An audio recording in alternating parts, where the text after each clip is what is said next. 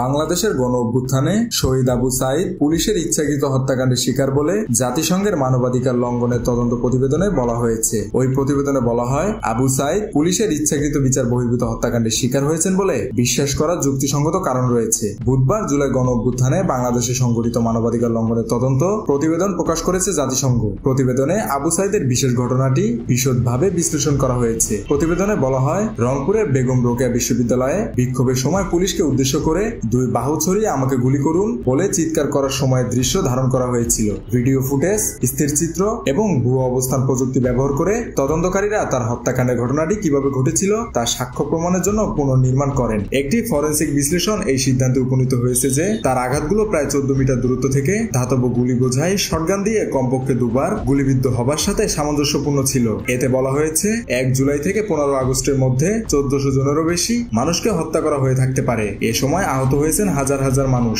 আহতদের বাংলাদেশের নিরাপত্তা বাহিনী সমূহের দ্বারা গুলিবিদ্ধ হয়েছেন।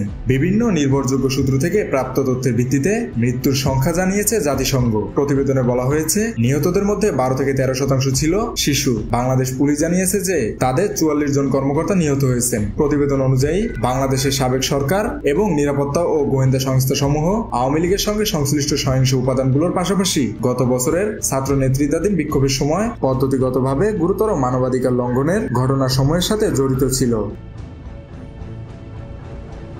মেহেদী হাসান বাপ্পি, খুলনা গেজেট।